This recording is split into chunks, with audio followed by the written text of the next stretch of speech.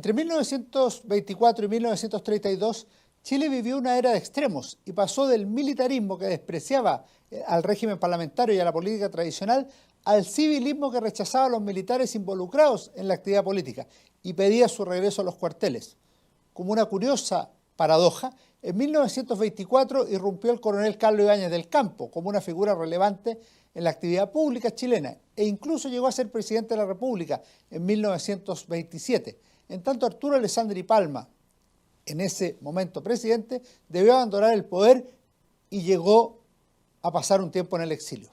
En 1931 cayó Ibáñez y un año más tarde el León de Tarapacá regresó a la moneda en gloria y majestad, elegido con mayoría absoluta de los votos en las primeras elecciones que darían continuidad al régimen político chileno. El segundo gobierno de Alessandri tuvo una connotación distinta y junto con consolidar la vigencia de la Carta Fundamental de 1925, procuró que los uniformados regresaran a sus labores propias, dejando atrás los años en que se habían involucrado en la actividad política. Ese fue precisamente el contexto en el que nacieron las milicias republicanas, que tuvieron especial relevancia en la década de 1930. En los hechos, 1932 había sido el año decisivo, cuando los uniformados dejaron definitivamente las actividades de gobierno en el país, después del ruido de sables, la influencia en la Constitución de 1925, en el gobierno de Carlos Ibáñez del Campo e incluso en el año y medio de anarquía tras la caída del coronel.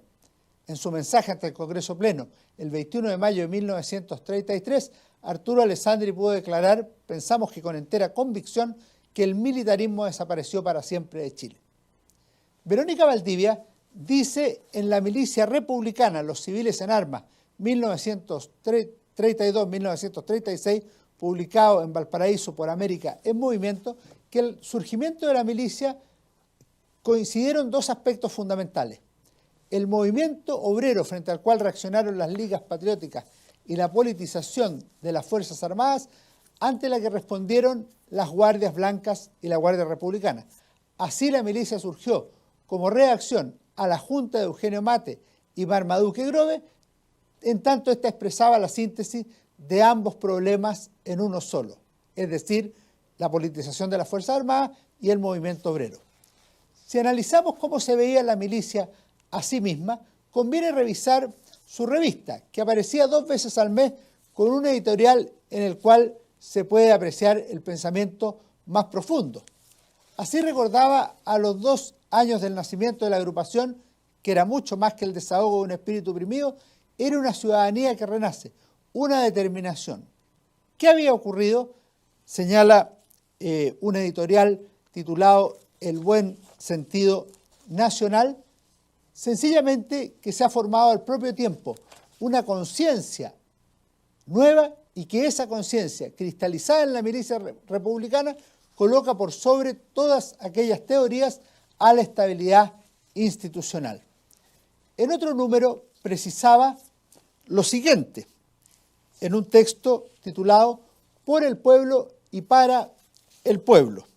La milicia republicana no hace distinción de clases sociales, es esencialmente democrática y al usar esta fórmula en su juramento define la democracia misma. ¿Cuál era la fórmula? Por el gobierno del pueblo, para el pueblo. En esa línea, la milicia tuvo una relación especial con el presidente Arturo Alessandri Palma, quien declaró que esa agrupación civil armada estaba destinada exclusivamente, sin ambiciones ni interés de ningún género, a defender la estabilidad del gobierno civil y constitucional y acabar definitivamente con la acción subversiva y antidisciplinaria de los militares, que el propio Alessandri había sufrido en La Moneda. Por lo mismo, se oponía a quienes sostenían que la milicia era un organismo al margen de la Constitución, pues su objetivo era mantener la soberanía nacional y preservar la vigencia del orden constitucional. El propio gobernante autorizó un desfile de las milicias en mayo de 1933, en el que participaron unas 14.000 personas, tras lo cual pronunció un discurso bastante comprometido. Tienen ellas, dijo en esa ocasión, un objetivo lícito, cual es imponer el respeto a la soberanía nacional, mantener las instituciones republicanas, y no puede haber nada más legítimo y nada más ajustado a la constitución política del Estado. Verónica Valdivia, en el libro mencionado, sostiene que en realidad esta actitud de Alessandri se inscribe en una política mayor, de control del ejército en la transición entre los años de la intervención militar en política y el sometimiento al poder civil. Frente a las acusaciones de que la milicia servía de resguardo a la oligarquía como su brazo armado, en la práctica el organismo recibió el apoyo no solo del presidente de la República, sino también del Congreso Nacional. Sin perjuicio de ello, no se ocultaba a sus promotores y defensores que no existía un marco legal adecuado que estableciera la vigencia de la milicia. En la práctica, fue el cansancio con la presencia militar en política lo que permitió que existiera cierta apertura para su presencia y acción. Los miembros de la milicia no solo tenían un sentimiento antimilitarista, muy propio de la época por lo demás, sino que también comprendían que dicha postura predominaba en cierto sector de la sociedad. Como contrapartida, en las Fuerzas Armadas existió indignación y decepción por la existencia del organismo mencionado y el reconocimiento gubernativo hacia ellas, más aún cuando desfilaron tras el ejército en la parada militar de 1933, lo que era una clara normalidad que solo podía entenderse dentro de la situación excepcional creada por la participación militar en política en los años inmediatamente anteriores. El general Carlos Prats recordaría en sus últimos años de vida una frase del comandante Codú a propósito de esta circunstancia. «Cría cuervos para que te saquen los ojos», había dicho en una ocasión. Verónica Valdivia dedica un capítulo al tema, Fuerzas Armadas versus milicia republicana. Un primer aspecto que señala en su libro es la constatación de que la milicia había podido subsistir y crecer por la falta de respuesta de las Fuerzas Armadas, a lo que se sumaba la drástica posición adoptada por el gobierno de Alessandri contra la intervención militar en política, pero también para reestructurar el ejército. Un caso que muestra las contradicciones a las que había llegado la situación, por un espionaje de la milicia que llevó al comandante en jefe Pedro Viñola, del ejército, a enviar una carta al ministro de Defensa, que era una mezcla de protesta y amenaza, como se puede inferir del texto.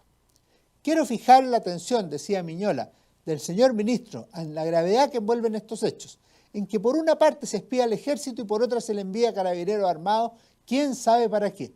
No quiero, señor ministro, extenderme sobre las consecuencias que puede tener un choque del ejército contra cualquier organización armada, porque usted comprenderá perfectamente a dónde llevaría al país. El texto aparece citado por Verónica Valdivia, pero también había aparecido en la prensa de la época, y Viñola reconoció la validez de ella. Ante eso, y por considerarlo un acto de indisciplina, el presidente Alessandri llamó a retiro a Viñola y nombró en su reemplazo a Óscar Novoa como comandante en jefe del ejército, una persona que sería de su entera confianza. En cualquier caso, había quedado marcado públicamente el desafecto existente entre ambas instituciones, el ejército y la milicia.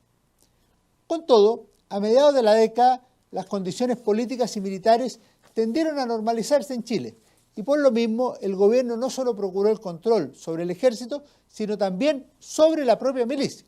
Adicionalmente, y a medida que las Fuerzas Armadas se subordinaron al poder político, con nitidez y sin vuelta atrás, ya no parecía necesario seguir contando con una institución como la milicia, que parecía una fórmula irregular y poco convincente para la democracia chilena que se estaba comenzando a consolidar.